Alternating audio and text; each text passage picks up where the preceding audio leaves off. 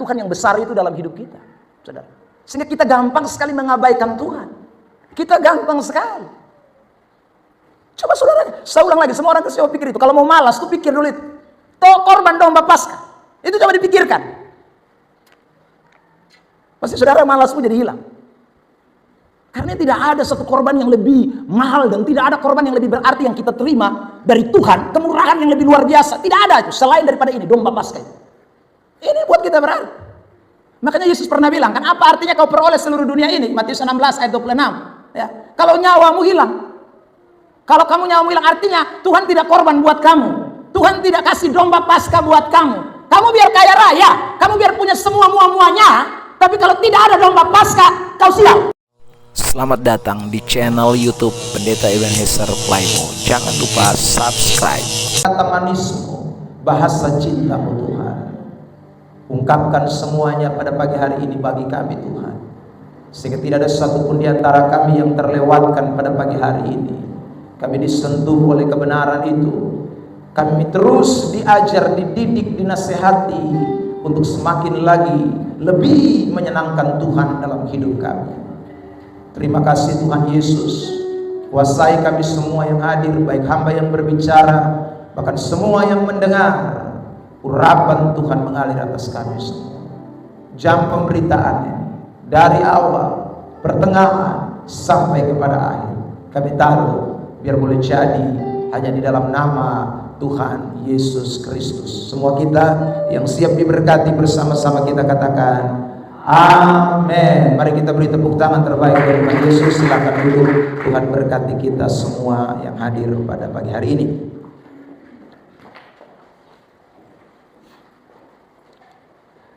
Baik, saya masih melanjutkan tema tentang persiapan hati untuk Paskah. Ya, bagaimana saudara dan saya hari-hari ini diminta untuk mempersiapkan hidup kita semua dalam menyambut perayaan Paskah yang tidak lama lagi.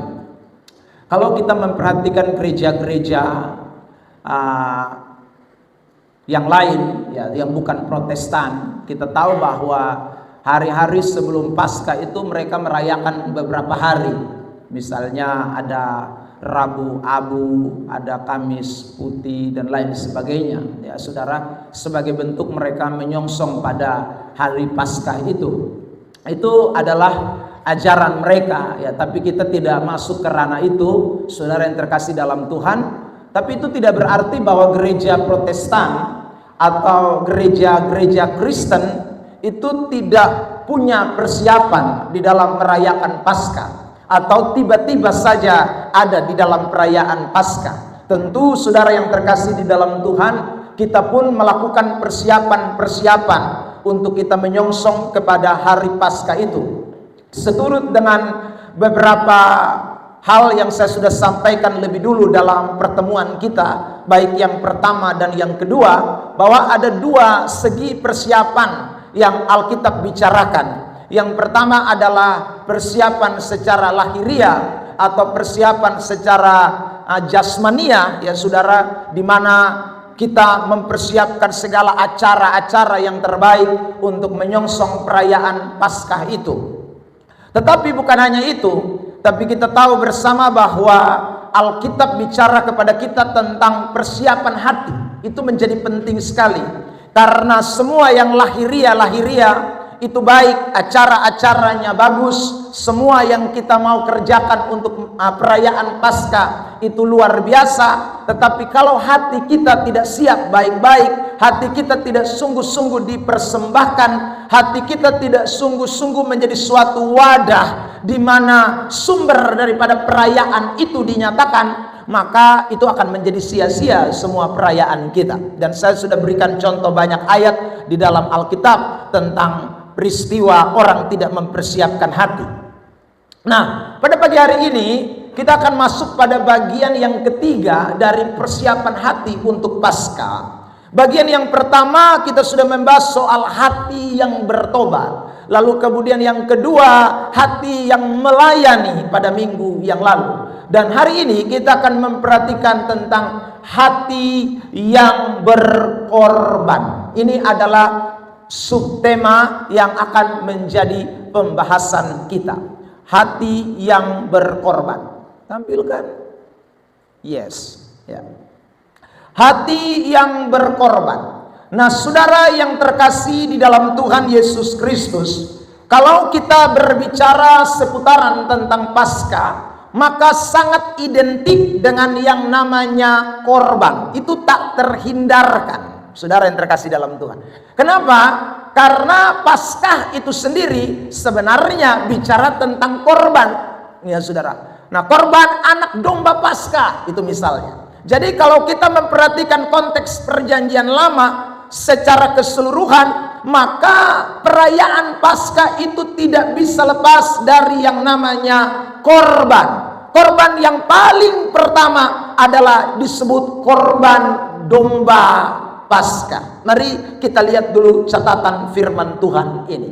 Kitab Keluaran pasal yang ke-12 ayat yang ketiga lebih dulu. Kitab Keluaran pasal 12 ayat yang ketiga lebih dulu.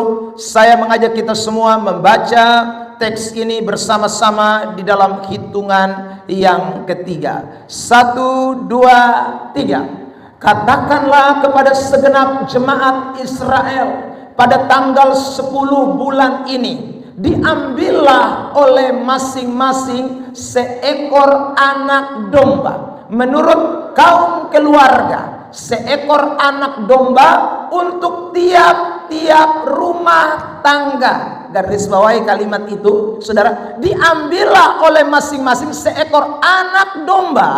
Lalu kemudian ada kalimat selanjutnya, untuk apa? Tiap-tiap rumah tangga. Itu berarti satu rumah tangga, satu kakak itu mesti satu ekor anak domba. Untuk apakah anak domba itu dipersiapkan? Mari kita lanjutkan teks ini, saudara yang terkasih. Ayat yang ke-11 bersama-sama. 1, 2, 3. Dan beginilah kamu memakannya. Pinggangmu berikat kasut pada kakimu dan tongkat di tanganmu. Buru-burulah kamu memakannya. Itulah Paskah bagi Tuhan. Saya langsung pada ayat 11, tapi kalau saudara mau lebih jelas, maka saudara mesti baca rentetannya, mulai ayat 4, 5, dan seterusnya, sampai puncaknya ada pada ayat 11. Jadi domba yang sudah diambil tiap-tiap keluarga itu, saudara yang terkasih, nanti disembeli. Setelah disembeli, darahnya akan dipakai untuk saudaraku oles di ambang pintu, di tiang pintu, sudah di jendela, sebagai tanda agar malaikat maut tidak datang menjemput anak-anak laki-laki pada hari tulah yang ke-10 itu dinyatakan. Lalu saudara, daging daripada domba yang disembelih itu mereka kemudian akan makan bersama dengan roti tidak beragi. Saudara yang terkasih di dalam Tuhan, dengan roti tidak beragi.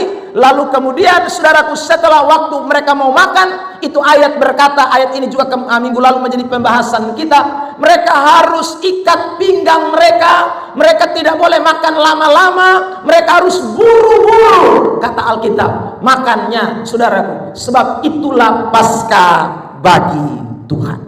Jadi saudara yang terkasih, jelas tersirat di dalam ayat ini bahwa orang-orang Israel pada waktu itu wajib hukumnya menyediakan lembu Paskah. Saya tadi malam berpikir-pikir, kalau dia tidak ada lembu Paskah, dia kalau tidak ada domba bakar mana? Ya saudara yang terkasih dalam Tuhan, mungkin pinjam tetangga punya tahan. Ya saudara, itu mungkin, karena tidak boleh tidak. Sebab kalau tidak berarti datang malaikat, sehingga malaikat maut, sehingga berarti lupung anak laki-laki semua mati di dalam. Mau mati atau mau siap lembu Paskah, saudara, atau domba Paskah. Jadi itu tidak mungkin tidak, harus, itu wajib. Jadi itu korban yang pertama. Lalu next, saudara, di dalam perjanjian lama kita juga memperhatikan bahwa Paskah itu identik dengan korban roti tidak beragi. Tadi kita sudah melihat bocoran ayatnya di dalam kitab Keluaran pasal 12 tadi, bahwa mereka bukan hanya saja makan itu domba Paskah, tapi sebelum saudaraku mereka makan, itu Alkitab mengatakan kepada kita bahwa ragi-ragi dari rumah mereka harus sudah keluarkan semua. Tidak boleh ada ragi di dalam roti dalam rumah mereka. Sebab pada hari puncak daripada Paskah itu, mereka akan makan roti tidak beragi dengan saudaraku korban domba Paskah itu. Jadi saudara yang terkasih dalam Tuhan, makanya kemudian kita mengenal ada hari raya orang Israel yang disebut hari raya roti tidak beragi. Saudara, hari raya roti tidak beragi itu adalah hari raya yang sejalan dengan hari raya Paskah. Jadi kalau pada tanggal 14 Nisan, itu tanggalnya orang Yahudi, mereka merayakan Paskah, maka tanggal 15 sampai dengan tanggal 21 itu mereka akan merayakan hari roti tidak beragi. Mari perhatikan Lukas 22 ayat 1. Makanya kalau kita bicara hari raya roti tidak beragi di dalam Alkitab itu sering berkaitan dengan Paskah. Mari Lukas 22 ayat 1 kita baca bersama-sama. 1, 2, 3. Hari raya roti tidak beragi yang disebut Paskah sudah dekat. Jadi Paskah dengan roti tidak beragi itu saudaraku ada satu hari raya yang sambung menyambung. Kenapa? Karena tadi kita sudah melihat sejarahnya dari kitab Keluaran pasal 12. Waktu orang Israel merayakan Paskah yang pertama, mereka juga makan roti tidak beragi. Karena itu saudara, korban Paskah itu selalu identik dengan korban roti tidak beragi. Ini adalah korban yang kedua. Mari next kita baca dulu ayat ini. Keluaran 12 ayat 15 kembali. 1, 2, 3. Kamu makanlah roti yang tidak beragi. Berapa hari? 7 hari. Ya, terus pada hari pertama pun kamu buanglah segala ragi dari rumahmu, sebab setiap orang yang makan sesuatu yang beragi, dan hari pertama sampai hari ke-7 orang itu harus dilenyapkan dari antara orang Israel. Nah saudara bisa bayangkan kalau makan roti yang tidak pakai ragi itu tidak enak sama sekali. Ya, sebab ragi atau bibit roti itu kan yang bikin roti jadi empuk, ya jadi naik. Orang Kupang biasa bilang itu ya saudara. Kalau tidak ada tuh bibit roti itu ini sama kayak paun di Timor Leste. Yang angkat batu, yang itu sama dengan batu tuh lempar lu mati. Ya saudara yang terkasih dalam Tuhan, itu keras itu. Nah tapi mereka disuruh harus siapkan itu roti tidak beragi. Soalnya boleh pakai ragi. Dan itu perayaan makan 7 hari. Nah ini bicara apa? Nanti kita akan lihat sudah. Tapi ini salah satu korban. Ini salah satu persembahan yang mereka berikan. Next, saudara yang terkasih dalam Tuhan. Selain persembahan roti tidak beragi, persembahan domba Paskah, ada lagi dalam perjanjian lama, korban Paskah itu identik dengan yang namanya korban-korban persembahan yang lain. Ada itu persepuluhan, ada itu korban sukarela, yaitu pada saat mereka merayakan Paskah. Kita tahu bersama bahwa Paskah itu dirayakan 1 tahun 1 kali. Nah orang Israel ketika mereka pergi ke Yerusalem, ke bait suci, mereka biasanya sudah mengumpulkan persepuluhan mereka. Mereka sudah mengumpulkan persembahan-persembahan mereka yang akan mereka bawa ke bait suci. Saudara yang terkasih dalam Tuhan. Jadi ini korban-korban yang dipersembahkan pada waktu perayaan. Saya tunjukkan beberapa ayat sebagai kutipan saja. Memang ini tidak eksplisit, tetapi saudara ini terjadi pada hari raya Paskah. Mari kita baca Ulangan 16 ayat 16. 1, 2, 3. 3 kali setahun setiap orang laki-laki di antaramu harus menghadap hadirat Tuhan Allahmu ke tempat yang akan dipilihnya, yakni pada hari raya roti tidak beragi. Yang dimaksud itu Paskah, seperti yang tadi Lukas pasal 1 ayat 22 katakan. Pada hari raya 7 minggu dan pada hari raya pondok daun, janganlah ia menghadap hadirat Tuhan dengan, tidak boleh tangan kosong. Jadi pergi hadirat Tuhan itu tidak boleh tangan kosong, tangan hampa, tidak boleh. Perayaan Paskah, roti tidak beragi, perayaan saudaraku, pondok daun tidak boleh. Mesti pergi dengan membawa sesuatu. Tentu di dalam teks ini secara implisit ini mengandung makna persembahan-persembahan yang tadi saya sebut. Bisa persepuluhan, bisa korban sukarela, saudara yang terkasih. Intinya tidak boleh tangan hampa. Soalnya boleh tangan kosong di bait suci. Harus bawa persembahan. Saudara yang terkasih di dalam Tuhan. Makanya sekarang itu ada 2 ekstrim, saudara yang terkasih dalam Tuhan. Ada orang yang masih ekstrim seperti orang Israel. Jadi kalau dia tidak ada uang kolekte, dia tidak mau pergi gereja. Sekarang ya, saudara. Kotong pima, kotong malu nanti kalau kantong kolekte lewat, ya saudara. Masa kotong hanya tanduk-tanduk sah? Ya saudara, dia malah akhirnya bilang, biar seminggu depan kalau sudah ada kolekte baru kotong pi. Jadi ada orang yang memang ekstrim sama seperti ini, saudara. Masih pakai ini ayat perjanjian lama. Karena pergi hadirat Tuhan itu mesti bawa persembahan. Tapi ada ekstrim kedua. Ada yang bilang begini, saudara. Tuhan tahu. Kan kotong ini beri persembahan seluruh hidup kita kepada Tuhan. Tuhan tidak minta kita pun harta. Nah ada ekstrim yang kedua ini, saudara. Ini biasanya orang ini dia akan tanduk terus. Ya. Dia akan tanduk terus. Karena ekstrim yang kedua. Dia bilang, yang penting tubuh. Pokoknya harta tidak ada, tidak masalah. Saudara yang terkasih, ini sebenarnya dua ekstrim yang salah semua. Menghadap hadirat Tuhan itu, saudara yang terkasih dalam Tuhan, ya memang kalau Tuhan sudah berkati kita, ini tidak ada unsur paksaan. Kalau kita baca di dalam Alkitab perjanjian baru secara khusus, memberi persembahan itu tidak boleh karena ada unsur paksaan. Itu mesti dengan tulus, dengan ikhlas. Jadi kalau saudara kita menyadari ada berkat yang Tuhan beri kepada kita, ada saudara berkat yang Tuhan nyatakan kepada kita, ya kita tentu saudaraku harus pergi dengan tidak boleh tangan hampa. Tapi apa saudara yang terkasih dalam Tuhan, harus wajib demikian? Kalau saya tidak punya apa-apa alias saya miskin dan nol sama sekali, mau bilang apa? Ya kalau memang miskin dan nol sama sekali, ya memang ayat yang tadi saudara orang ekstrim yang kedua pakai itu berlaku bagi orang-orang yang mengalami kasuistik seperti yang saya sebutkan, miskin yang tidak punya apa-apa. Jadi saudara, dalam konteks ini sekali lagi kita melihat bahwa aturan tentang korban itu menjadi sesuatu yang penting. Bukan hanya saja korban domba, bukan hanya saja korban roti tidak beragi, tetapi juga ada korban persembahan yang lain. Next, ayat berikut ini. Ulangan 16 ayat 7. Perhatikan kalimat ini. 1, 2, 3. Tetapi masing-masing dengan sekedar persembahan sesuai dengan berkat yang Tuhan berikan kepadamu, saudaraku.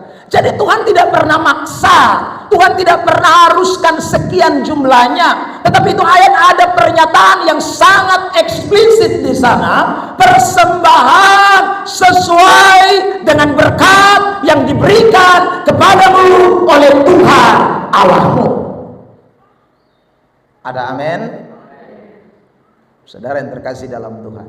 Jadi itulah yang Tuhan mau, saudara. Sekarang saya berikan beberapa contoh kasus. Mari kita lihat ini pada perayaan Paskah. 2 Tawarik pasal 35. Mulai ayat yang ke-7 lebih dulu ya. Bersama-sama 1, 2, 3. Yosia menyumbangkan kepada kaum awam sejumlah 30.000 ekor kambing domba, yakni domba-domba dan kambing-kambing jantan yang muda, semuanya sebagai korban Paskah bagi semua orang yang hadir. Selain itu disumbangkan 3.000 ekor lembu, semuanya itu dari harta milik raja. Jadi Raja Yosia ini raja kaya ini. Ya saudara, waktu perayaan Paskah dia sumbang bukan sedikit. Ya, dia sumbang bukan main-main itu, 30.000 ekor kambing domba dan kambing-kambing jantan yang muda, semuanya sebagai korban Paskah, saudaraku. Waduh, jumlahnya bukan main-main tuh, 30.000. Tapi bukan hanya Yosia saja. Sekarang kita lihat next ayat 8. 1, 2, 3. Juga para panglimanya memberi sumbangan sukarela kepada rakyat, para imam dan orang-orang Lewi. Kemudian Hizkia, Sakaria dan para pemuka rumah Allah memberi kepada para imam di 2.600 ekor kambing domba. Kalau tadi 30.000, sekarang 2.600 ekor kambing domba sebagai korban Paskah, dan selain itu 300 ekor lembu. Jadi saudara lihat, raja kasih persembahan, panglima kasih persembahan. Lalu next ayat 9. 1, 2, 3. Lalu dan kedua saudaranya Semaya dan Netanel serta dan Yosafat, para pemimpin orang-orang Lewi, menyumbangkan kepada orang-orang Lewi 5.000 ekor kambing domba sebagai, dan selain itu 500 ekor lembu. Jadi saudara bayangkan ini, itu hari itu pasti itu domba, lembu, tapua ya saudara. Karena Yosia, panglima-panglima, para pemimpin-pemimpin saudara pada waktu itu memberikan sumbangan yang sangat besar, persembahan yang sangat besar. Untuk apa? Perayaan Paskah. Jadi dalam perayaan Paskah itu jelas sekali ada korban-korban persembahan yang dipersembahkan, saudara yang terkasih di dalam Tuhan. Next. Yang berikut, korban puji-pujian. Jadi saya ulang ya. Domba 1, ingat. 2, roti tidak beragi. 3, persembahan-persembahan. Lalu yang keempat sekarang adalah puji-pujian. Saudara yang terkasih di dalam Tuhan, mari kita memperhatikan ini. Mazmur 116 ayat 17. 1, 2, 3. Aku akan mempersembahkan korban syukur kepadamu dan akan menyerukan nama Tuhan. Saya jelaskan dulu, saudara yang terkasih. Mazmur itu terdiri dari beberapa bagian. Saudara, ada bagian yang disebut dengan Mazmur Halel atau Mazmur Haleluya. Itu Mazmur 113 sampai dengan Mazmur 118. Nah, Mazmur Halel itu selalu dinyanyikan pada perayaan Paskah. Biasanya dinyanyikan saudaraku sebelum makan Paskah. Itu mulai dari Mazmur 113 sampai dengan Mazmur 114. Tapi setelah makan roti tidak beragi, dengan itu domba Paskah selesai, mereka akan lanjut menyanyikan lagi Mazmur 15 sampai dengan Mazmur 18. Jadi saudara, Mazmur Halel itu adalah Mazmur-Mazmur yang dinyanyikan atau kidung-kidung pujian yang dinyanyikan pada perayaan Paskah atau roti tidak beragi. Ya, saya sudah klik sini ya. Mazmur 113, 118 adalah Mazmur yang dinyanyikan sebelum dan sesudah Paskah. Jadi 13 sampai 14 itu dinyanyikan pada sebelum makan Paskah, lalu 15 sampai 18 itu dinyanyikan pada setelah makan Paskah. Saudara yang terkasih dalam Tuhan. Maka tadi saya kutip cuma satu ayat Mazmur 16, tapi sebenarnya mulai dari Mazmur 113 itu mereka punya nyanyian itu. Itu mereka pembuku lagu, saudara. Kalau sekarang kita di gereja Protestan itu kidung jemaatnya. Kalau kita di gereja karismatik maka itu dompung slide lagu, ya. Itu dompung isi worship lagu. Jadi Mazmur 113 itu wajib dinyanyikan sampai dengan Mazmur 118 pada saat sebelum makan Paskah dan sesudah makan Paskah. Maka saya ulang, korban puji-pujian itu adalah korban yang juga dipersembahkan pada saat perayaan Paskah. Jadi ingat, ada 4 korban yang dipersembahkan. Coba sebut sama-sama satu domba Paskah. 1, 2, 3. 2 apa? Roti tidak beragi. 3 apa? 3 apa? Nah, ini yang biasa dong lupa. Ini saudara yang baik. Persembahan. Itu persepuluhan, persembahan saudaraku, segala macam bentuk sukarela dan lain sebagainya. Itu adalah juga persembahan Paskah. Lalu kemudian yang keempat, sama-sama bilang korban puji-pujian. Nah, sekarang mari kita lihat relevansinya. Ini kan kita bicara soal perjanjian lama tadi. Sekarang bagaimana ketika kita sudah ada di zaman perjanjian baru dan di era anugerah, di zaman di mana saudara Kristus sudah menjadi kegenapan dari Paskah itu? Apakah kemudian korban-korban ini menjadi tidak berarti atau korban-korban ini ditiadakan begitu saja? Karena korban Paskah yang tadi saya sebut, saudaraku, ada 4. Itu saudaraku hanya 2 saja yang merupakan bukan seremonial. Apa itu yang bukan seremonial? Persembahan-persembahan yang mereka berikan dalam bentuk persepuluhan itu bukan seremonial, saudara. Atau persembahan-persembahan sukarela itu bukan seremonial. Tapi kalau domba Paskah seremonial, roti tidak beragi itu seremonial. Saudara yang terkasih, kalau yang namanya seremonial, saya ulang-ulang dalam khotbah bahwa hukum Taurat itu ada terbagi menjadi 3. Hukum seremonial dan hukum sipil itu sudah digenapi di dalam Kristus Yesus. Ya, hukum sipil dengan sendirinya tidak berarti karena kita bukan orang Israel. Ya. Tapi hukum moral itu hukum yang tidak pernah saudaraku berakhir sampai nanti Tuhan datang kembali yang kedua kali. Nah, saudara yang terkasih dalam Tuhan, kalau kita bicara soal korban Paskah itu sudah digenapi. Kalau kita bicara soal roti tidak beragi sudah digenapi. Tetapi yang 2 ini, pujian lalu korban-korban persembahan, itu adalah saudaraku hukum atau sesuatu yang tidak pernah berakhir, berlangsung terus menerus. Tapi meskipun sudah digenapi, itu tidak berarti tidak bermakna bagi kita. Karena itu saya akan membahas empat persembahan ini dalam relevansi gereja masa kini, saudara yang terkasih dalam Tuhan, tapi tentu tidak dengan arti secara hurufiah. Kita akan melihat, saudaraku, arti daripada penggenapan daripada korban-korban yang saya sebutkan tadi. Mari kita perhatikan. Klik.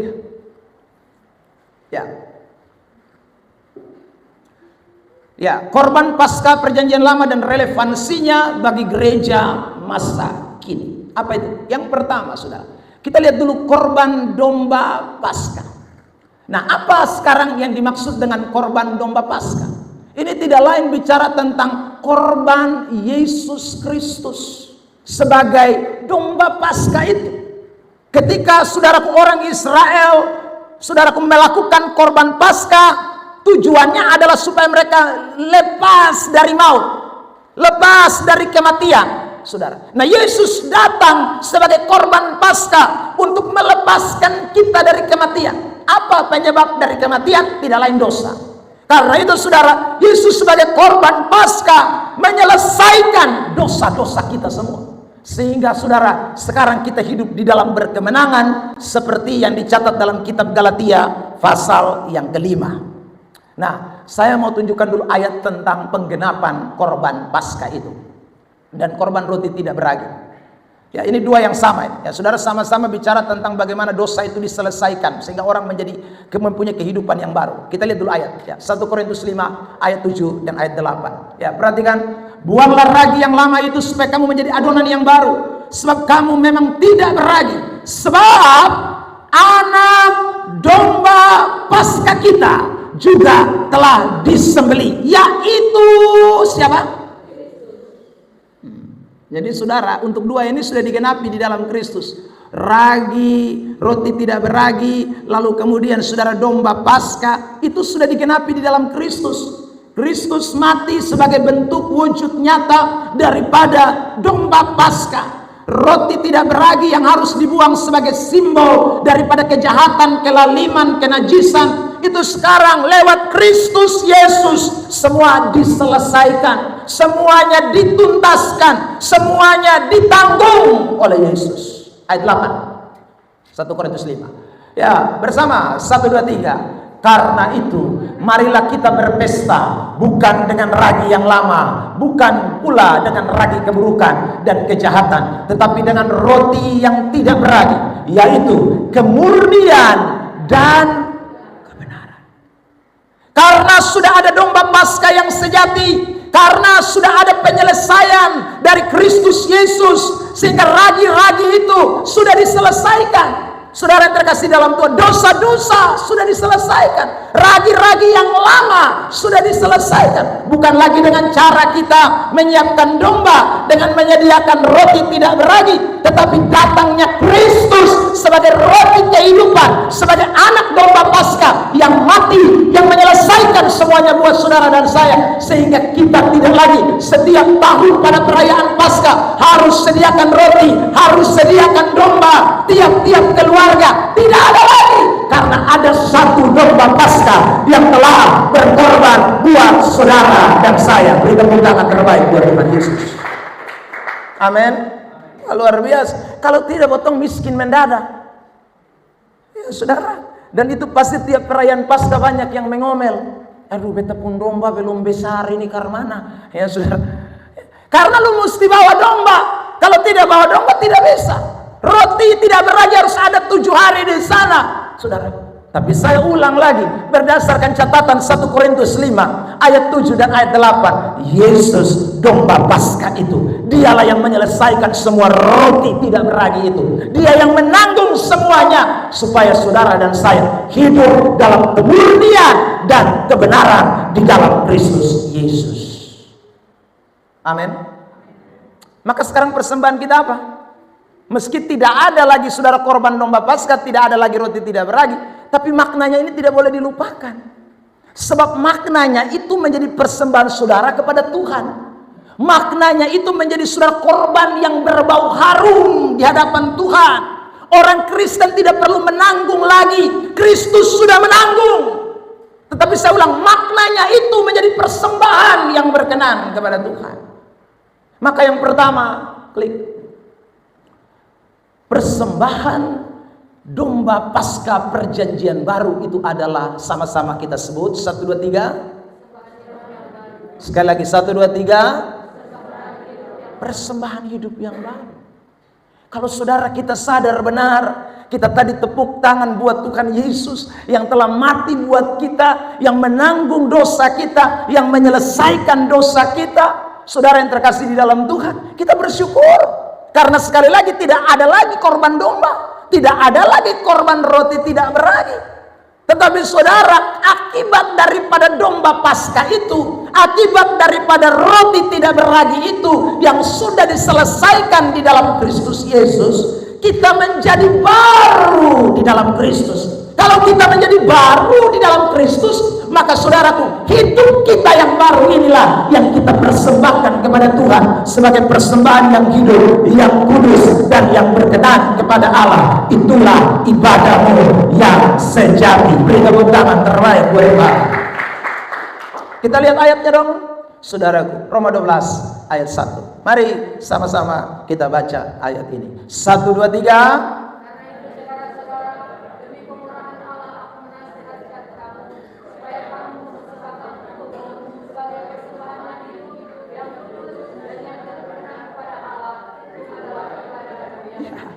Jadi kita tidak lagi bawa korban Paskah, tapi kita bawa, kita hidup datang pi Tuhan. Dulu udah mesti bawa korban Paskah, tapi karena kemurahan Allah. Apa itu kemurahan Allah? Kemurahan Allah itu yang tadi saya jelaskan soal domba Paskah itu, soal kematian Tuhan Yesus itu kemurahan Tuhan. Jadi hari ini kita beribadah kepada Tuhan, kita datang gereja, kita rajin ikut kebaktian, saudara yang terkasih di dalam Tuhan, karena kita mau mempersembahkan persembahan Paskah kita, persembahan roti tidak beragi kita, yaitu bukan lagi dalam wujud roti tidak beragi, bukan dalam wujud anak domba, tapi dalam bentuk tubuh kita, hidup kita yang baru yang kita persembahkan kepada Tuhan. Jadi kalau orang pemalas gereja itu sebenarnya itu orang tidak pantas disebut Kristen, ya. Karena apa? Saudaraku, dia tidak merasakan korban Paskah yang sudah diberikan oleh Kristus bagi dia. Dia lupa korban itu, sehingga dia tidak persembahkan dia pun hidup sama Tuhan. Saudara yang terkasih dalam Tuhan, ini penting sekali buat kita semua sebagai orang-orang Kristen. Supaya kita tidak boleh lupa, saya hadir hari ini karena kemurahan Tuhan. Kemurahan yang mana? Bukan karena kemurahan berkat-berkat yang kita dapat di kitab pekerjaan. Itu juga kemurahan, tapi itu kemurahan kedua bagi saya dan saudara. Kemurahan yang pertama yang kita tidak boleh lupa, ini domba Paskah Allah. Domba Paskah Allah itu kemurahan yang paling esensi, kemurahan yang paling spesial, kemurahan yang paling saudara nilainya itu tinggi. Itu kemurahan Tuhan. Jadi kita hadir hari ini, saya ulang lagi, itu karena itu. Karena itu persembahan itu. Karena korban itu. Kalau kita semua memikirkan tentang ini, saudara yang terkasih dalam Tuhan, tidak ada orang Kristen yang tidak mempersembahkan hidupnya kepada Tuhan. Tapi banyak orang Kristen pikir Paskah itu begitu-begitu saja. Ya Yesus mati, ya sudah. Loh, apa yang kamu dapat dari kematian Yesus? Apa yang kamu peroleh dari kematian Yesus? Bukankah itu menjadi penting? Sebab kalau Yesus mati dan tidak berdampak buat saya, Paulus berkata, percuma kalau kita menaruh pengharapan kepada Kristus yang demikian. Ya, Kristus yang mati tapi tidak punya pengaruh buat saya. Bikin apa saya jadi Kristen? Saya jadi Kristen, saya ibadah karena ada dampak dari kematian Kristus yang membuat saya jadi hidup baru. Yang lama ragi-ragi tadi disebutkan dalam 1 Korintus itu, saudara, semua sudah selesai di dalam Kristus. Sehingga sekarang kita mau beribadah kepada Tuhan dengan hidup kita yang baru. Persembahkan hidup kita dengan persembahan yang terbaik kepada Tuhan. Nah, itulah yang kita tidak boleh lupakan. Jadi saya mau ingatkan, jangan malas gereja lah, ya saudara. Jangan malas ibadah lah, rajinlah, saudara. Sebab saudara yang dikasih oleh Tuhan, kita sekali lagi mendapati suatu kemurahan yang luar biasa. Coba saudara berpikir tiap tahun saudara mesti bawa domba, setiap tahun saudara mesti siap roti tidak beragi. Itu kan saudara berat, lama sekali, itu sesuatu yang membutuhkan pengorbanan. Kita kan sudah semua ditanggung oleh Tuhan. Tinggal mau kita mau hidup sah. Datang kepada Tuhan, memberi hidup kita kepada Tuhan. Jadi kalau orang ada yang masih malas, tidak mau memberi hidupnya kepada Tuhan, hanya kemungkinan saudara yang terkasih dalam Tuhan. Yang pertama, dia tidak menyadari kemurahan Allah dalam hidupnya. Sebagai korban Paskah yang sejati itu. Dia tidak menyadari itu. Itu unsur yang paling pertama. Yang kedua, memang dia bukan Kristen sejati. Kalau dia Kristen sejati, mana mungkin saudara yang terkasih dalam Tuhan. Dia melupakan. Dia mengabaikan itu.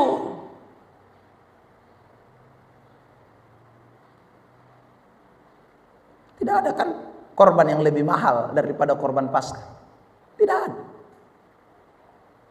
Catatan Alkitab bilang begini, coba tampilkan di isi worship Yohanes pasal 15 ayat 15. Injil Yohanes pasal 15 ayat yang ke-15.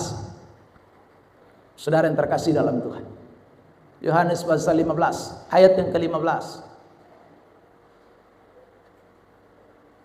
Ya.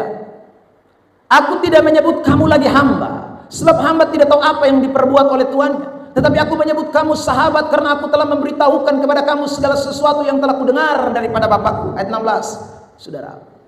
Ayat 16. 17. Ini juga penting. Bukan. Ayat 14, mundur. Ayat 14, saya salah sebut tadi. Mulai ayat 14. Kamu adalah sahabatku jikalau kamu berbuat apa yang kuperintahkan kepadamu. Ada satu ayat yang mengatakan, di ayat berapa ya? 13, mundur. Sahabat memberikan nyawanya. Ya itu. Tidak ada kasih yang lebih besar daripada kasih seorang yang memberikan nyawanya untuk sahabat-sahabatnya. Jadi saudara perhatikan ini.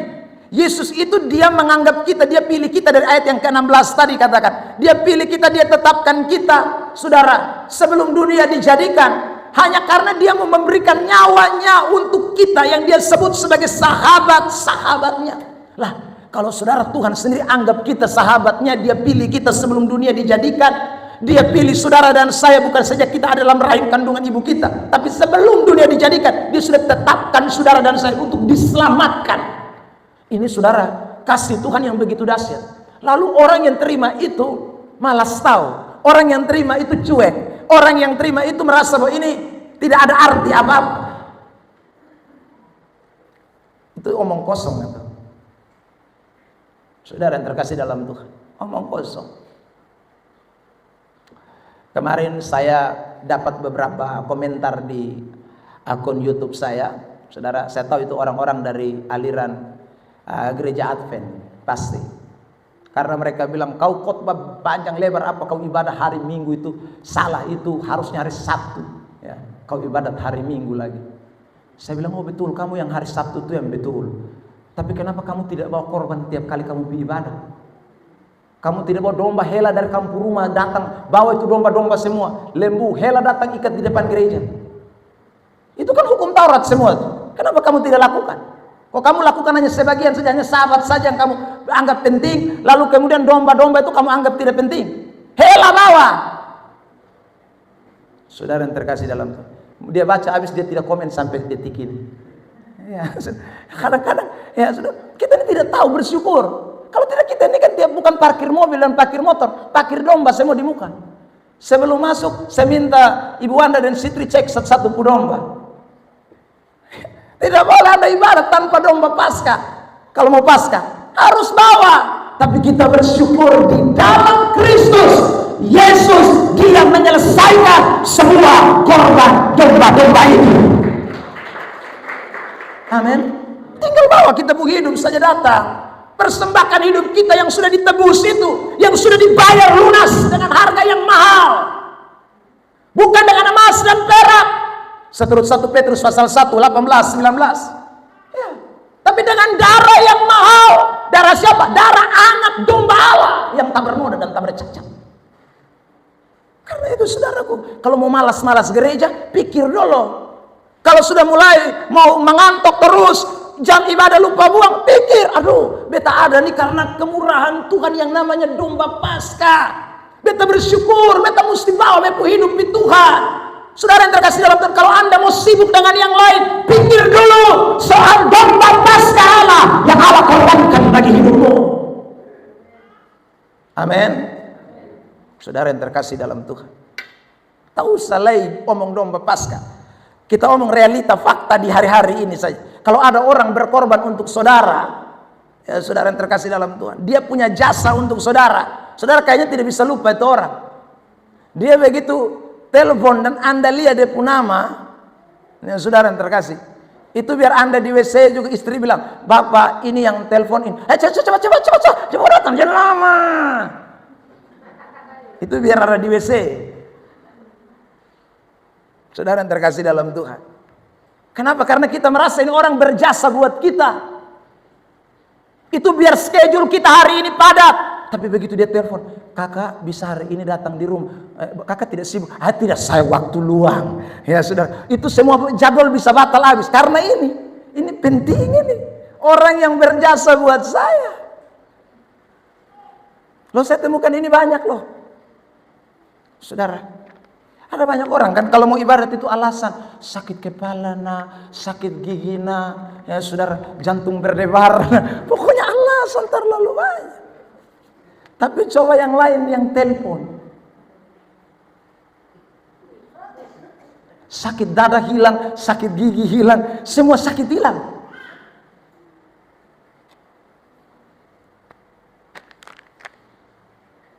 Saudara yang terkasih, saya selalu bilang, Tuhan tuh kalau manusia, dia suceke banyak. Ya, hanya dia Allah yang berkemurahan saja. Seandainya dia manusia sama kebetan, ya sudah, orang cek kasih mati satu-satu semua. Lu begitu naik motor langsung becek, tagain. Ya saudara. Kadang-kadang kita tidak melihat kemurahan Tuhan yang besar itu dalam hidup kita, saudara. Sehingga kita gampang sekali mengabaikan Tuhan. Kita gampang sekali. Coba saudara, saya ulang lagi, semua orang Kristen pikir itu. Kalau mau malas tuh pikir dulu itu. Toh korban domba Paskah. Itu coba dipikirkan. Pasti saudara malasmu jadi hilang. Karena tidak ada satu korban yang lebih mahal dan tidak ada korban yang lebih berarti yang kita terima dari Tuhan, kemurahan yang lebih luar biasa. Tidak ada itu selain daripada ini, domba Paskah. Ini buat kita berarti. Makanya Yesus pernah bilang kan, apa artinya kau peroleh seluruh dunia ini? Matius 16 ayat 26. Ya, kalau nyawamu hilang, kalau kamu nyawamu hilang, artinya Tuhan tidak korban buat kamu. Tuhan tidak kasih domba Paskah buat kamu. Kamu biar kaya raya, kamu biar punya semua mua-muanya, tapi kalau tidak ada domba Paskah, kau sial. Matius 16 ayat 26. Tampil itu ayat. Kevin cepat kalau dia ngomong ayat tuh langsung klik.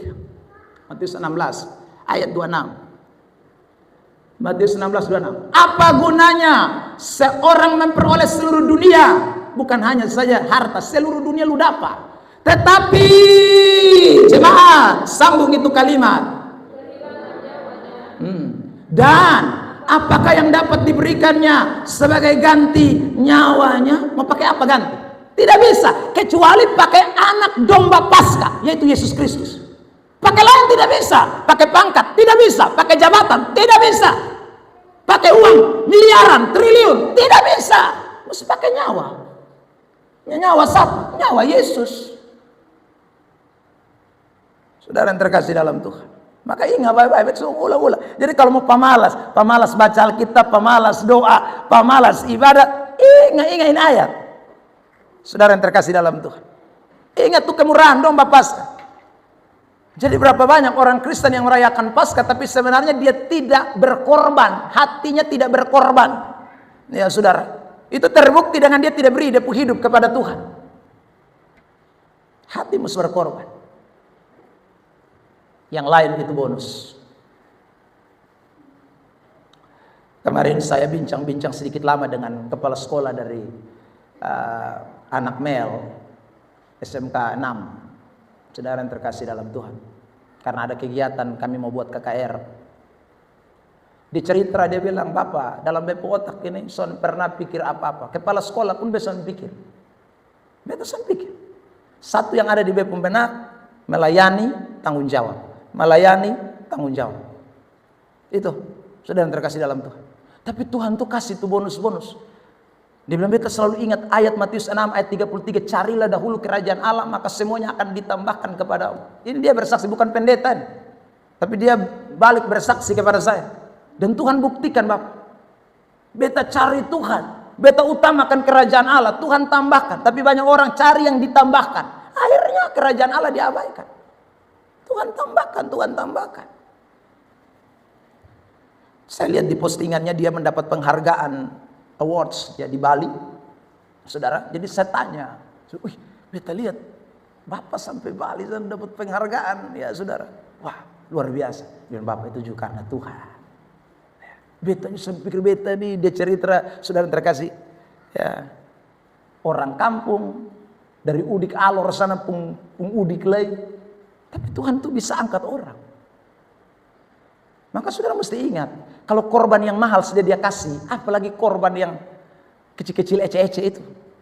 Ya saudara, yang mahal ini punya nyawa dia kasih sama kita. Tapi kadang-kadang kita lupa yang mahal, kita cari yang recehan. Yang sesungguhnya yang mahal kita abaikan, yang recehan kita kejar. Waduh, kita salah besar, itu kita balik itu. Saudara yang terkasih dalam, jangan cari yang recehan. Orang tuh cari yang mahal dong. Di mana-mana kalau orang otaknya waras, dia cari yang mahal, bukan cari recehan. Nah, yang mahal itu di mana? Dalam Kristus. Yang mahal itu ada pada Kristus. Dia sudah berikan kepada kita lewat korban Paskah itu. Itulah korban sesungguhnya. Jadi itu jangan pernah lupa. Next, kita kembali kepada Alkitab kita. PowerPoint kita maksudnya, saudara. Ya, lanjut saja, ini tadi ayat 2 sudah saya singgung. Nah, korban-korban persembahan. Yang kedua adalah persepuluhan, persembahan sukarela. Tadi saya gabung ya, roti tidak beragi dengan Paskah sudah jadi satu. Sekarang kita masuk bagian ini. Korban-korban persembahan, persepuluhan, persembahan sukarela. Saya tidak tahu ya, saya di Canva itu panahnya bagus, tapi tampilan di PowerPoint ini panahnya jadi lari ya. Ya tidak masalah, saudara perhatikan saja ini. Jadi saudara, korban-korban persembahan tidak lain persepuluhan, persembahan sukarela. Itu untuk apa? Itu tanda ucapan syukur buat keselamatan yang Tuhan berikan kepada kita. Saya ulang tadi, yang satu kita beri persembahan hidup kita, itu juga sebagai tanda syukur kita kepada Tuhan atas kemurahan Tuhan, keselamatan yang Tuhan beri. Persepuluhan juga begitu. Persembahan sukarela juga begitu. Itu tanda ucapan syukur buat keselamatan yang Tuhan beri. Kalau yang ini saya tadi katakan itu berlaku sejak perjanjian lama sana. Kenapa orang Israel waktu perayaan Paskah mereka mempersembahkan gila-gilaan seperti Yosia tadi, saudaraku, dan para panglima-panglima, para pemimpin-pemimpin pada masa itu? Karena mereka merasakan adanya keselamatan yang Tuhan berikan kepada mereka.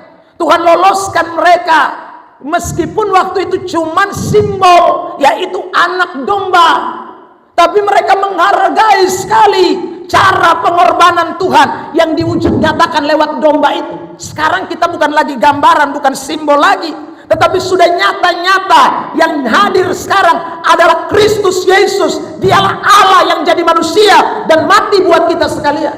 Bagaimana dong tanda syukur kita kepada Tuhan? Saudara yang terkasih dalam Tuhan, korban ini penting, tanda ucapan syukur buat keselamatan yang Tuhan berikan kepada kita. Kita tidak bayar Tuhan, tapi kita merasa bersyukur karena Tuhan selamatkan kita dong. Saudara yang terkasih dalam Tuhan, saya mau tunjukkan dulu beberapa ayat ini. Klik. Ya, ini bicara soal korban finansial ya. 2 Korintus 9 ayat yang ke-11. Ya, sama-sama dalam hitungan ketiga. 1, 2, 3. Kamu akan diperkaya dalam segala macam kemurahan hati, yang membangkitkan syukur kepada Allah oleh karena kami. Ayat 12. Ya, 1, 2, 3. Sebab pelayanan kasih yang berisi pemberian ini bukan hanya mencukupkan keperluan-keperluan orang-orang kudus, tetapi juga melimpahkan apa? Jadi kalau orang memberi kepada Tuhan itu sebenarnya dia sedang merasakan betapa luar biasanya Tuhan di dalam hidupnya. Orang kalau memberikan persembahan kepada Tuhan, itu tanda melimpahnya ucapan syukur dia kepada Allah. Itu Paulus mengatakan. Jadi kalau saudara bawa saudara mempersembahkan persepuluhan, Itu saudara sebenarnya sudah menyatakan bahwa beta ini terlalu bersyukur. Beta ini rasa terlalu bersyukur. Makanya beta bawa beta pun korban. Syukur buat apa? Buat keselamatan yang engkau berikan kepada saya. Sebab tanpa keselamatan itu maka saya punya apapun harta di dunia ini tidak ada arti. Tanpa keselamatan itu saya punya pangkat naik, saya punya jabatan naik, gaji naik, semua naik. Tapi kalau tidak ada keselamatan ini, saya tidak ada arti. Karena itu Tuhan terima kasih. Tuhan sudah kasih saya keselamatan. Tuhan bonus tambah lagi dengan pangkat naik, gaji naik. Ya saudara, berkat naik. Saya mau balas kebaikan Tuhan dengan cara apa? Limpah ucapan syukur itu saya nyatakan dengan pemberian-pemberian saya kepada Tuhan. Ada amin. Saudara yang terkasih dalam Tuhan. Dengan kata lain, kalau orang Kristen tidak tahu memberi persepuluhan, tidak memberi korban persembahan, itu orang Kristen yang sebenarnya tidak tahu mengucap syukur kepada Tuhan. Ya, Tuhan sudah selamatkan dia sehingga dia bisa mendapat berkat, dia dapat gaji, dapat uang, dapat kekuatan untuk cari duit. Tapi ini orang ini kurang ajar, tidak tahu mengucap syukur. Kita tidak bayar Tuhan. Saya bilang kita tidak bayar Tuhan. Kenapa saya bilang bayar Tuhan? Kalau bayar Tuhan itu saudara kasih dulu baru Tuhan kasih. Saudara belum kasih, Tuhan sudah kasih kok. Amin. Atau saudara kasih duluan baru Tuhan kasih saudara? Tidak ada kan? Kita tidak ada begitu. Kita sudah terima banyak baru kita kasih sama Tuhan. Kita surasa banyak, kita sunikmati banyak baru kita kasih Tuhan. Saudara yang terkasih dalam Tuhan, itu tidak boleh lupa.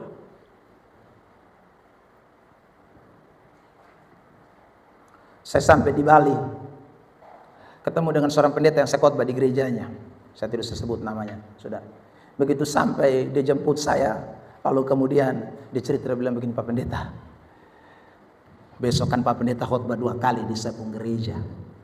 Saya bilang, iya, saya mau titip pesan. Tolong khotbah khusus soal persepuluhan, Pak. Saya bilang, saya tidak enak, nanti orang pikir saya datang nih cari duit lagi. Ya kan, saudara. Dia bilang, tidak Bapak, ini Pak mesti omong. Karena hari-hari ini saya melihat di gereja tempat saya layani, orang sudah tidak lagi mau beri persembahan kepada Tuhan. Padahal gereja Kiciana, ini pendeta juga hidup pas-pasan. Saudara yang terkasih dalam Tuhan, bukan dia kaya raya melimpah harta segala macam, ini pas-pasan, yang pas-pasan betul-betul. Kok istrinya masih jual nasi kuning, nah itu berarti pas-pasan. Itu sama dengan saya juga masih jual nasi cokot, ya kan? Kalau saya kaya bikin apa jual nasi cokot, jual nasi kuning, nggak perlulah. Mas jual air, mas pikul galon kiri kanan sampai pelabuhan sana. Ya. Orang Innova turun itu biasa antar penumpang, beta punya antar galon. Kan aneh. Saudara terkasih dalam Tuhan. Ya. Satu kali ABK bilang, Pak, antar galon itu biasanya pakai pick up. Saya bilang, itu berarti ini air galon rasanya double porsi, pakai Innova yang antar. Saudara terkasih dalam Tuhan. Tapi saya ceritain di Bali nih, saudara. Karena saudara, pendapatan gereja itu mengalami penurunan drastis. Bukan karena saudaraku jemaatnya berkurang, jemaatnya tambah. Tapi kok aneh, jemaat tambah, duitnya nggak tambah. Jemaatnya bertambah, duitnya tidak bertambah. Rupanya kesadaran memberi korban persembahan sudah mulai hilang. Orang merasa bahwa memberi kepada pekerjaan Tuhan itu akan memperkaya organisasi gereja, memperkaya pendetanya, memperkaya saudaraku gembalanya. Akhirnya saudara terkasih dalam Tuhan, orang mulai tidak mau kasih persembahan.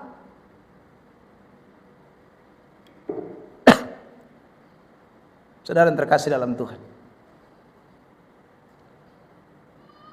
bahkan dia cerita, ya, ada orang jual, dia punya rumah, saudara yang terkasih dalam Tuhan, cukup mahal, ya, seharga 550 juta kalau saya tidak salah disebut, saudara. Jadi waktu ini jemaat WA bilang, Pak Pendeta minta ini nomor rekening untuk transfer persepuluhan. Kami baru habis jual rumah laku 550 juta.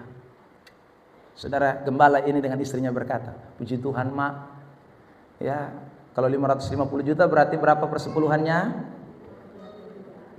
Hah? Jangan sampai matematika parah semuanya.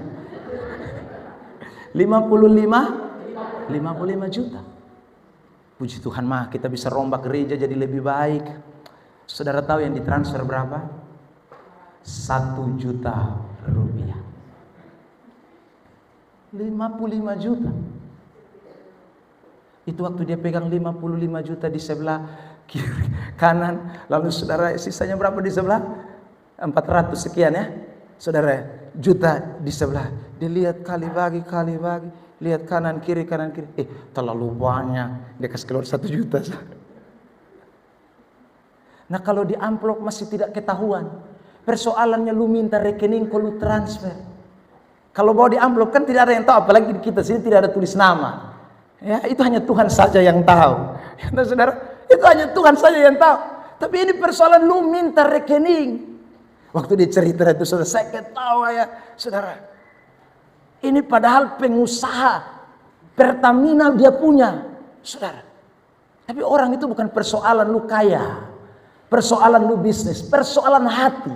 Kalau hati tidak berkorban biar harta berlimpah, tetap kakek untuk Tuhan. Saudara yang terkasih dalam Tuhan, tetap itu. Ya, karena persoalan memberi itu persoalan hati. Persoalan berkorban itu persoalan hati. Saudara yang terkasih dalam Tuhan. Jadi ingatlah baik-baik. Kita memberi persembahan itu sebenarnya tanda kita mengucap syukur kepada Allah. Mengucap syukur kepada Tuhan. Bukan sekali lagi karena kita mau sogok Tuhan. Bukan karena kita mau memberi karena kita punya kelimpahan. Bukan. Tapi saya ulang, itu tanda ucapan syukur kita kepada Allah. Beri tepuk tangan terbaik buat Tuhan Yesus. Karena kemurahannya, saudara yang terkasih dalam Tuhan. Makanya orang Israel itu, kalau soal persembahan tadi saudara kita baca 30.000, bukan main-main, sedikit. Oh banyak itu. 300.000, 50.000 mereka kasih domba. Kalau satu domba harganya 500 atau 1 juta, seberapa ratus juta mereka korbankan bagi pekerjaan Tuhan. Tidak ada main-main. Saudara yang terkasih dalam Tuhan, mereka beri itu persembahan untuk kemuliaan bagi nama Tuhan, karena mereka mengucap syukur kepada Allah. Makanya Amsal 3 ayat 9 berkata begini, tampilkan ayat itu. Amsal pasal 3 ayat 9. Muliakanlah Tuhan dengan hartamu, itu ayat bilang, dengan hasil pertama dari segala penghasilanmu. Muliakan Tuhan. Karena kita mengucap syukur sekali waktu kita diberkati Tuhan. Kita kasih, kita punya persembahan kepada Tuhan. Saudara yang terkasih di dalam Tuhan Yesus Kristus, saya tanya kepada gembala ini, saya bilang, apa penyebab utama mereka tidak mau kasih persepuluhan? Pak, karena sekarang ini mereka banyak dengar khotbah-khotbah di YouTube, ya, yang mengajarkan kepada banyak orang Kristen bahwa persepuluhan itu tidak berlaku lagi di era perjanjian baru. Itu rupanya. Nah, namanya orang-orang di kota-kota besar itu pemikirannya, saudaraku, logikanya itu sangat bermain. Apalagi soal duit. Saudara yang terkasih dalam Tuhan, khotbah-khotbah yang model seperti itu mengenakan telinga. Orang-orang yang saudaraku mulai menyampaikan kebenaran secara sepihak tanpa memperhatikan keseluruhan Alkitab. Memang di perjanjian baru kata persepuluhan itu secara eksplisit hanya disinggung 6 kali. Mulai dari Matius sampai Wahyu, dan kalau saudara cek kata persepuluhan itu hanya 6 kali. Tetapi itu tidak ada makna bahwa Tuhan sudah meniadakan persepuluhan. Tidak ada makna yang memberikan pengertian bahwa persepuluhan tidak lagi berlaku. Saya tunjukkan salah satu. Perhatikan ayat ini. Matius 23 ayat 23. Tampilkan. Matius 23 ayat 23. Celakalah kamu hai ahli Taurat dan orang-orang Farisi, hai kamu orang-orang munafik, sebab persepuluhan dan selasi, adas manis dan jintan kamu bayar, tetapi yang terpenting dalam hukum Taurat kamu abaikan. Ini persoalannya di mana? Bukan persoalan mereka memberi persepuluhan, selasi, adas manis, jintan yang mereka bayar, bukan. Tapi persoalannya ada pada ayat berikutnya. Perhatikan kalimat ini, saudaraku. Apa yang mereka abaikan? Yaitu, jemaat, sambung 1, 2, 3.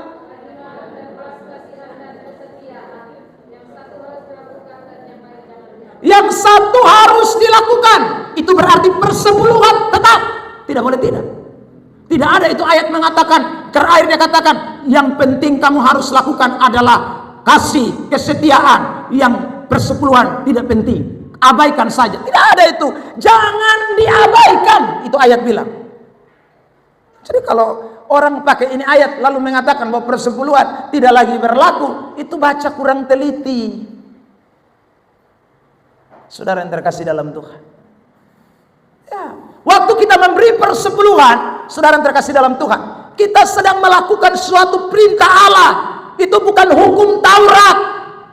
Bandingkan ayat lain dalam kitab Ibrani pasal 7, beberapa diantaranya. Saya mau singgung saja ayat 9. Perhatikan, Ibrani 7 ayat 9. Tampilkan Ibrani pasal 7 ayat 9. Maka dapatlah dikatakan bahwa dengan perantaraan Abraham dipungut juga persepuluhan dari Lewi yang berhak menerima persepuluhan. Saudara yang terkasih dalam Tuhan, 10. Perhatikan ayat 10. Abraham itu sebelum Taurat itu ya. Sebab ia masih berada dalam tubuh bapa leluhurnya ketika Melkisedek menyongsong bapa leluhurnya itu. Siapa itu Melkisedek? Melkisedek itu adalah tipologi atau bayangan dari Yesus Kristus yang akan datang. Ya saudara. Jadi Abraham itu sudah kasih persepuluhan sebelum Musa bikin Taurat atau hukum Taurat itu dinyatakan. Jauh sebelum itu Abraham sudah kasih persepuluhan. Jadi itu bukan ajaran Taurat. Saudara yang terkasih dalam Tuhan, ayat 13 mungkin, coba klik Ibrani 7. Sebab ia yang dimaksudkan di sini termasuk suku lain. Dari suku ini tidak ada seorang pun yang pernah melayani di mezbah. Sebab yang dimaksud di sini, ia di situ hurufnya besar, itu berarti Tuhan. Saudara yang terkasih, kelihatannya kita memberi ke gereja, kelihatannya kita memberi ke hamba Tuhan, tapi sebenarnya bukan itu. Itu Tuhan yang sedang bekerja di baliknya. Saya kan selalu bilang, tidak mungkin Anda transfer langsung ke rekening atas nama sorga atau atas nama Yesus Kristus. Tidak ada. Dan itu perintah Alkitab jelas. Saya masih ingat satu ayat dari kitab Ibrani, tapi tunggu ya, saya lihat dulu. Ini penting ini. Ibrani pasal 7. Ayat yang ke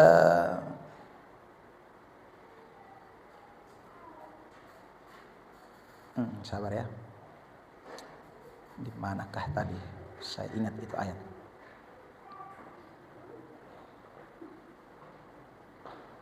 Sabar.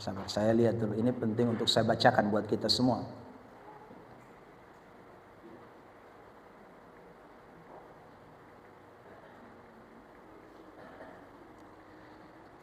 Kitab Ibrani. Ya. Ibrani pasal 7. Perhatikan ayat yang ke-8.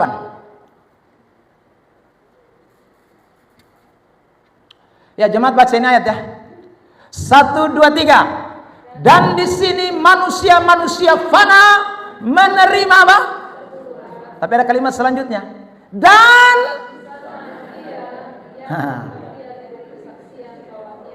di sini yang saudara lihat manusia-manusia fana. Siapa? Pendeta, gereja yang terima. Tapi di sana itu siapa? I-nya besar itu, I-nya itu besar itu berarti siapa itu? Tuhan. Di sana ada Tuhan.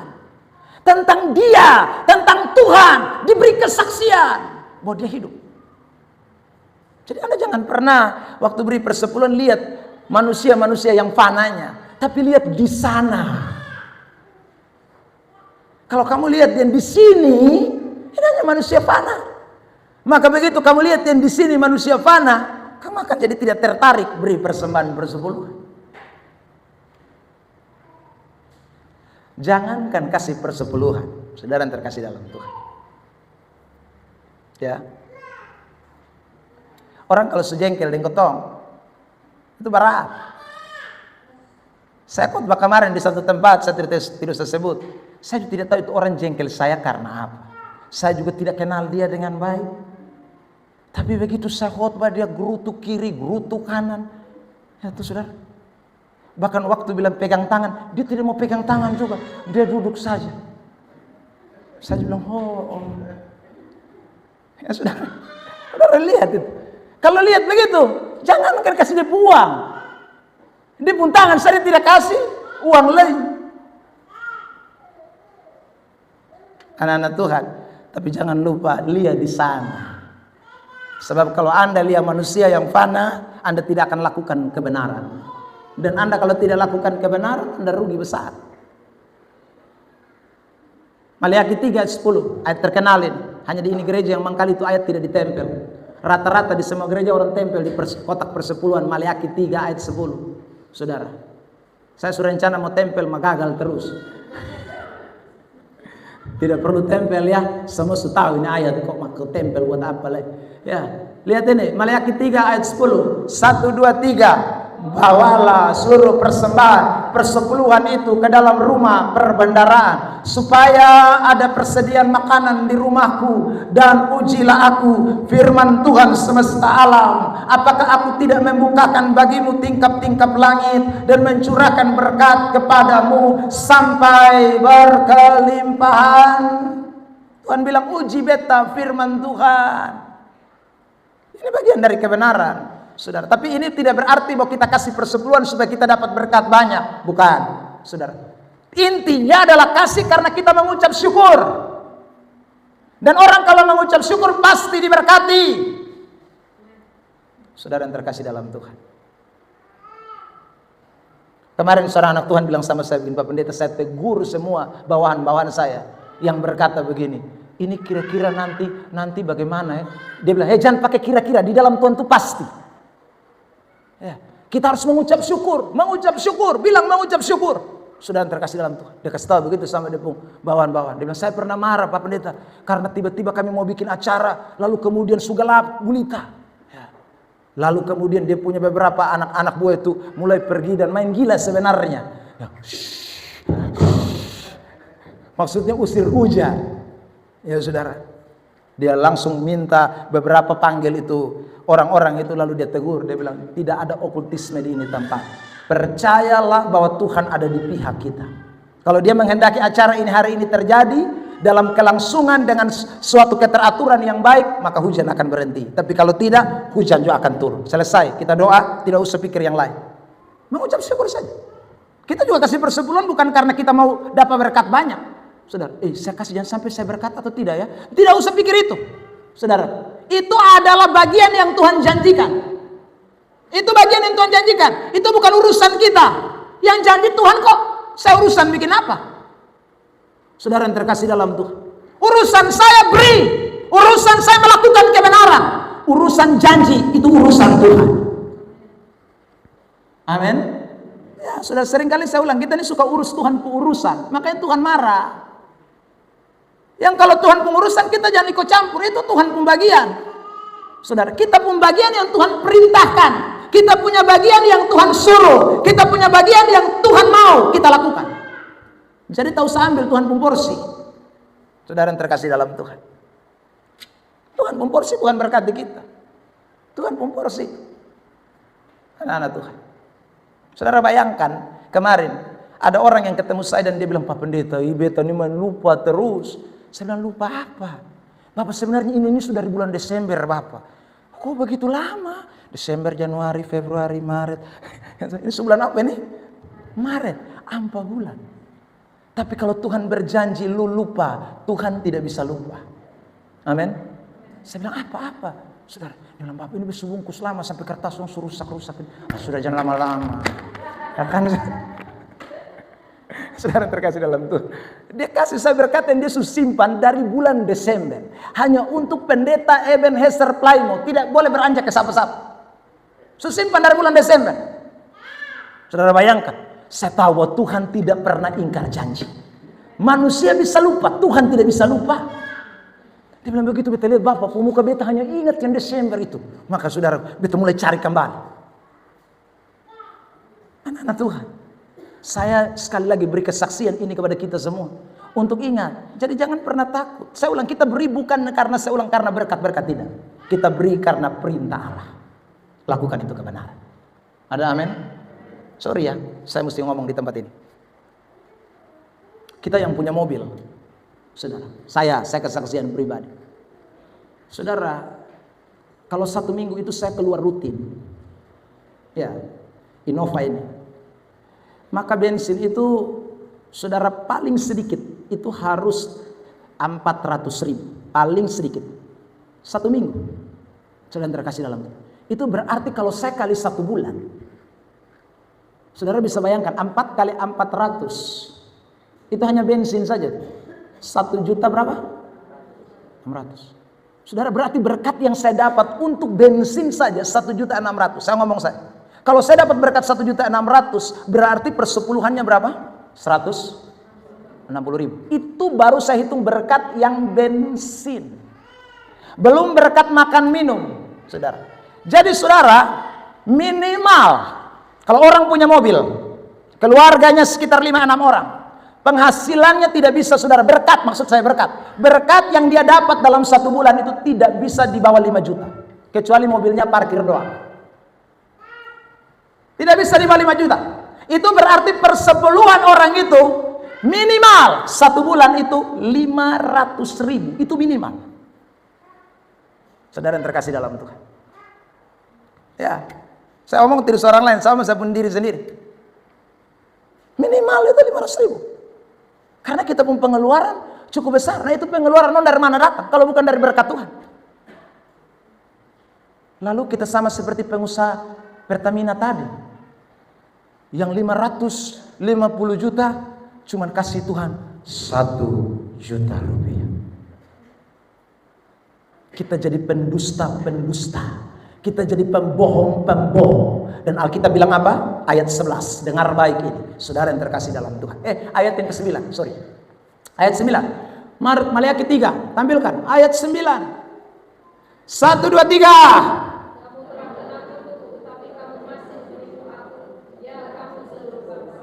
Kamu tipu saya, makanya kamu kena kutuk. Kamu tidak jujur. Masa kamu makannya banyak, kamu kasihnya tidak pas. Anak Tuhan, ingat baik-baik itu, jangan tipu Tuhan.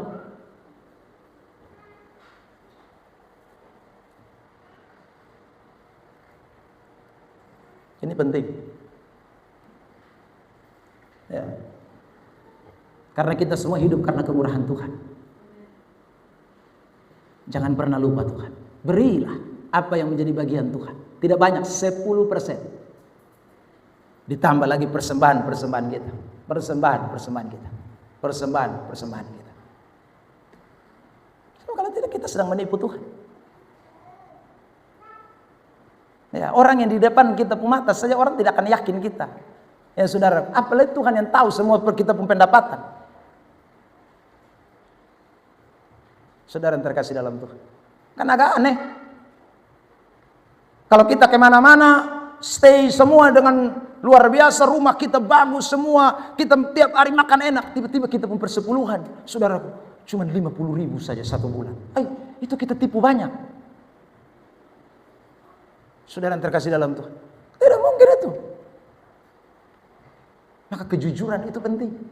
Maka Alkitab berkata, kalau kamu tidak jujur terhadap mamon yang tidak jujur itu, tidak bisa. Kamu tidak menjadi bagian dari ahli waris kerajaan Allah. Karena mamon yang tidak jujur, kamu tidak jujur. Maka ini berat memang bagi anak-anak Tuhan. Tapi saya ulang, itu kita harus praktekkan dalam kita hidup sebagai bentuk kita mengucap syukur atas Tuhan punya kebaikan dalam hidup kita. Persembahan kita selalu itu adalah tanda kita mengucap syukur kepada Tuhan. Next, perhatikan di LCD saja, saudara terkasih dalam Tuhan. Ya, saya punya beberapa ayat yang saya mau tampilkan lagi. Ya, Filipi 4 ayat 18. Perhatikan ini, 1, 2, 3. Kini aku telah menerima semua yang perlu daripadamu. Malahan lebih daripada itu, aku berkelimpahan karena aku telah menerima kirimanmu dari Epafroditus. Jadi Paulus itu dapat bantuan banyak dari jemaat Filipi. Jemaat Filipi itu jemaat apa? Jemaat miskin. Jemaat Makedonia itu jemaat miskin dia. Tapi jemaat ini bikin Paulus berkelimpahan. Bukan hanya cukup, berkelimpahan. Jemaat miskin, tapi mereka melakukan itu. Mereka beri dengan sukacita. Makanya Paulus punya surat Filipi itu adalah surat sukacita. Bersukacita, bersukacita. Saudara yang terkasih. Ya. Lalu ayat kita mengatakan itu suatu persembahan yang harum, suatu korban yang disukai dan yang berkenan kepada Allah. Itu korban itu. Itu berkenan sekali kepada Tuhan. Next slide. Mazmur 50:14. Persembahkanlah syukur kepada korban sebagai korban kepada Allah. Dan 1, 2, 3. Bayarlah nasarmu kepada yang Maha Tinggi. Ini tentu bicara soal finansial, materi yang kita persembahkan kepada Tuhan. Saudara yang terkasih. Next, ada ayat lagi. Ya, Maleakhi 3 tadi sudah dibaca, ayat 10. Ya. Jadi ini ayat-ayat penting buat kita semua, bahwa itu bagian dari kebenaran yang kita tidak boleh lari dari kenyataan. Itu fakta. Jadi saudara, jadilah orang Kristen yang betul-betul tahu kebenaran ini dan mulai nyatakan. Itu hati yang berkorban. Nah, itu Paskah. Saya ulang. Jadi hati yang berkorban itu bukan hanya bicara soal beri hidup kita, tapi beri persembahan kita kepada Tuhan. Yang terakhir, cepat saja, ini saya sudah sering khotbahkan, korban pujian dan penyembahan. Yang kedua ini saya lama karena saya jarang khotbah persepuluhan, jarang khotbah persembahan. Kali ini baru saya khotbah itu, jadi saya agak sedikit lama di situ. Ya, korban pujian dan penyembahan itu tanda juga ucapan syukur buat keselamatan yang Tuhan berikan kepada kita. Tadi saya sudah kutip Mazmur 113 sebagai Mazmur Halel sampai dengan Mazmur 118 yang dinyanyikan pada waktu perayaan Paskah. Saya kutip satu ayat perjanjian baru dari teks ini. Mari kita lihat Ibrani pasal 13 ayat 15, ayat penutup buat kita semua. 1, 2, 3. Sebab itu marilah kita oleh Dia senantiasa mempersembahkan korban syukur kepada Allah, yaitu ucapan bibir yang memuliakan namanya. Jadi saudara, ucapan bibir kita memuliakan Tuhan itu persembahan. Ya, kalau dulu orang Israel mereka menyanyi karena ada di bait suci. Dalam perjalanan menuju ke bait suci itu namanya nyanyian siarah. Saudara, Yesus berkata sekarang kita bisa menyanyi, memuji, menyembah Tuhan di mana saja. Karena penyembahan yang Tuhan kehendaki adalah menyembah di dalam roh dan kebenaran. Roh itu bukan Roh Kudus, tetapi roh itu adalah roh kita. Jadi maksudnya apa? Manusia batinia kita. Itu hati selalu terangkat, mulut mengucapkan kata-kata pujian kepada Tuhan. Itulah ucapan bibir yang memuliakan Allah. Kiranya saudara, hati yang berkorban ini menjadi persembahan kita semua di tahun 2025 ini menyongsong perayaan Paskah yang akan segera datang. Saya ulang, yang pertama, jangan malas ibadah, rajinlah ibadah karena itu tanda syukur saudara kepada Tuhan. Yang kedua itu sebagai korban buat Tuhan. Lalu yang kedua, jangan lupa saudaraku berikan persembahan, terutama persepuluhanmu. Lalu kemudian persembahan sukarela, persembahan apapun nasar, berikan kepada Tuhan sebagai bentuk juga tanda ucapan syukurmu dan juga korban persembahan kepada Tuhan. Lalu kemudian yang ketiga, saudara yang terkasih dalam Tuhan, persembahkanlah puji-pujianmu kepada Tuhan sebagai tanda ucapan syukurmu kepada Tuhan. Tuhan berkati kita. Beri tepuk tangan terbaik buat Tuhan Yesus Kristus. Semua pemain musik maju ke depan dan kita mau syukuri firman Tuhan yang kita dengarkan. Haleluya.